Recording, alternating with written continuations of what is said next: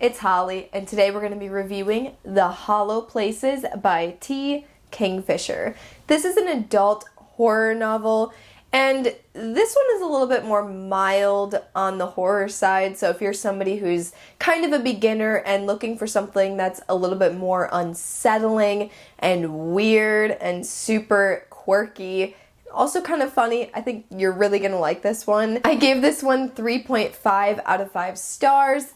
That sounds like a very mediocre review, but this is one that will be implanted into my brain forever. So definitely take that rating with a grain of salt because it was very good and very entertaining. This one is following Kara, who is a woman in her mid-30s who just went through divorce, and her super nice and sweet uncle who opens a museum for all things weird and oddities and taxidermy, etc., anything that is very weird.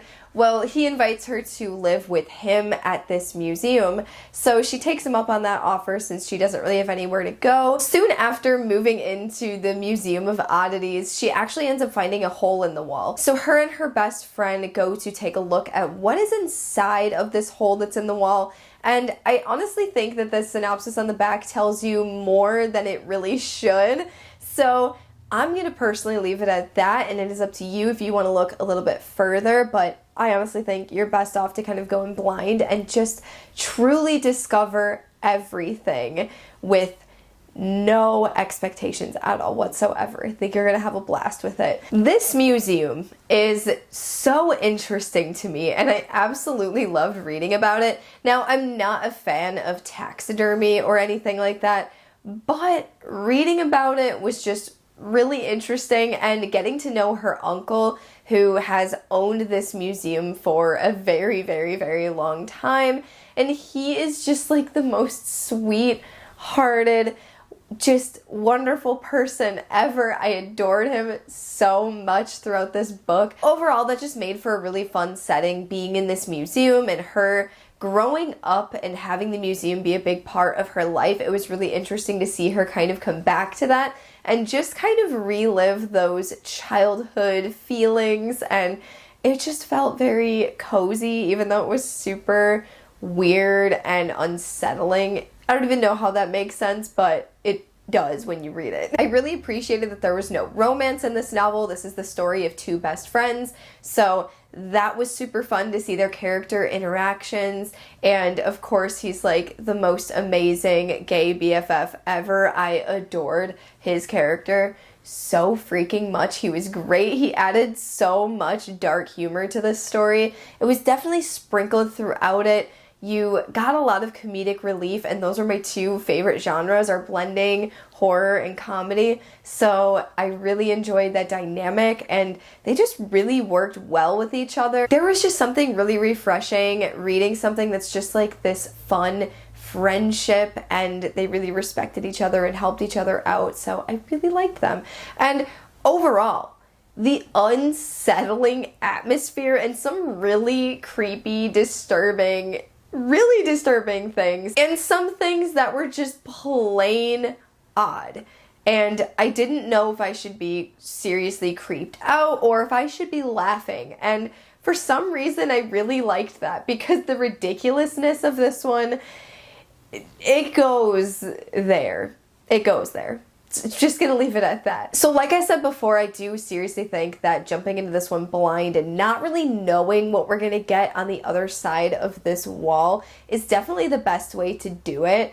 And just trust me that it is really, really unsettling. I know, I keep throwing that word all around this video, but unsettling is truly and honestly the best word I could possibly use for this one. I do feel like overall this book stood very strong and is an extremely memorable book for me, but there are some things that kind of bothered me throughout reading it. The number one thing that bothered me was that this felt very repetitive, and I felt like our protagonist Kara was a little bit naive, and it kind of reminded me of Dora the Explorer. Now, a little bit of backstory on this.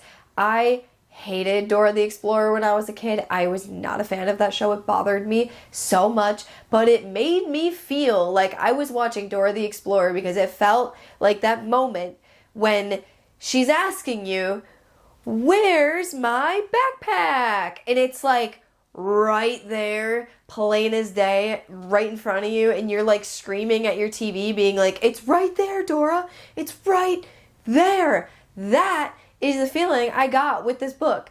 Like, how? She seems like a relatively smart individual, and like, it just felt so obvious. Like, you know what is causing this from the very beginning. But, like, even though, yes, you don't know why and you don't really understand, you just know that something's wrong with it. And I tried so hard to place myself in the book and be like, okay, if this was me, of course I probably would act the same way. So maybe it's just me being very nitpicky. But aside from that, it did also feel a little bit repetitive, like I said. It felt like we were just kind of reliving the same day and the same day. And I wanted things to move forward because I think it just messed with the pacing a little bit, where we would get these really intense kind of action and tense scenes, and then it would just kind of be a lull and nothing would really happen. And it was really hard to kind of keep me engaged into this. So this last one isn't necessarily something that's bad. It's just something that I do feel like as a reader you should maybe